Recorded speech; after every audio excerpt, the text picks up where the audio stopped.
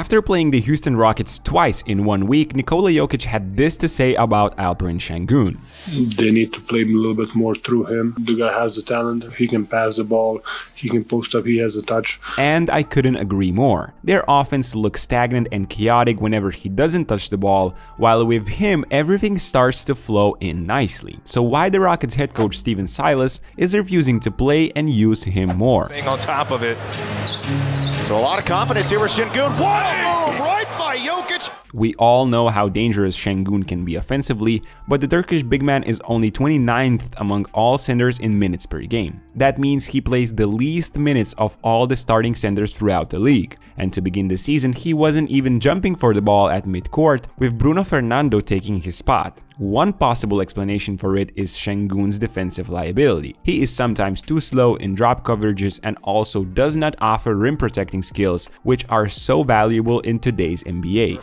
Pulled away and if not protection, Boone with the flying block. Despite that, he got the starting nod in mid-November, but that's not even exactly what Jokic had in mind in the first place. Even with Sengun on the court, the Rockets seem to refuse to play off of his strengths. Yes, occasionally he gets the ball in the post-up situations, where we know he can back down pretty much any opponent and then just use his crafty combo of footwork, shot fakes, and left-handed shots to finish the job. He also flashes at the top of the standings of players who rebound the most of their misses.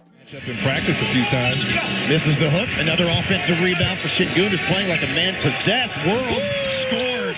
But being a reliable post scorer doesn't guarantee him a lot of touches there. The Rockets' offense, which, if you wondered, is not near the best in any of the statistical categories, is based much more on Jalen Green and Kevin Porter Jr. running simple four-corner pick-and-roll plays and trying to create off the dribble. Sengun is usually the one setting the screen when he is on the court, but he isn't such a huge threat rolling to the rim, even though he has some moments here and there. He's 11. Sengun throws it down. He doesn't possess superb vertical abilities, limiting the easiness to score in pick-and-roll situations. Moreover, both Rockets guards have scoring-first mentality, often missing Sengun on short roll situations when they're met high by the opposing bigs, and Alperen could use his excellent passing to create for others. Green is only 20 years old, and Porter Jr. is 22, so missing certain reads is normal, but a lot of possessions end with no more than one pass or one pick-and-roll. They both like to drive hard to the rim, and with other players crashing the glass, it leaves their transition defense completely naked. The court balance seems to be non-existent, and such offenses without involving Sengun too much have led to many fast break opportunities for the opponents and huge deficits already in the first half. Pass to Jokic, collects it behind the back.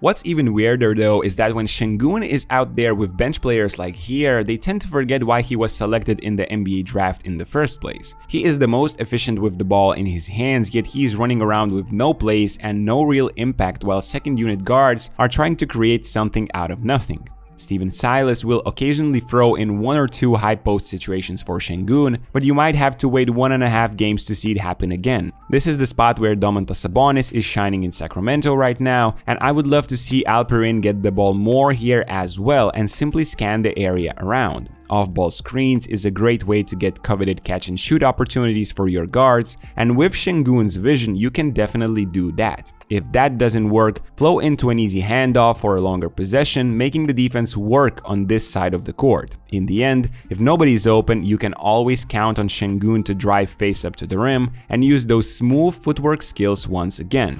A little bit of wiggle. A lot of wiggle. Still with it. A lot of wiggle. Oh! Wow! It's scored! That's the sauce, baby! That's the sauce! Last but not least, why not use handoffs with Sengun more often instead of a simple step-up pick and roll? This is what Jokic has been doing for ages in Denver now, and to me, Sengun possesses a lot of similarities to Jokic's and Sabonis' game. Post-up scoring, fancy passing, and creating from different angles of handoffs. Last year, he was already making these slick between the legs passes to the shooters, which got nice in rhythm threes. This year, we are seeing it way less. Only 2.2 assists in 26 minutes of game time with Sengun's ability to pass? Just to slow things up. Sengun, what a pass to Mark. That seems like an underuse of one of the most promising creative bigs in the league. But the NBA is tricky. Missed it badly, got his own miss, goes over the shoulder to Smith, slips by his man, and he scores. Maybe the team wants to evaluate all the talent they have on the roster, or maybe they think they can contend for the playoffs if they had better defense. But in my eyes, with Houston far away from being a real playoff contender, Alperen Sengun should get more minutes and touches to start creating the connection between him, Jalen Green, and Jabari Smith, three players who are supposed to be the cornerstone pieces of the Rockets puzzle for years to come. What do you guys think? Should the Rockets include Sengun more in their offense? Comment down below, don't forget to like the video, and I'll see you in the next one. Over the top, Sengun, tough catch, power dribble, avoids one, the second.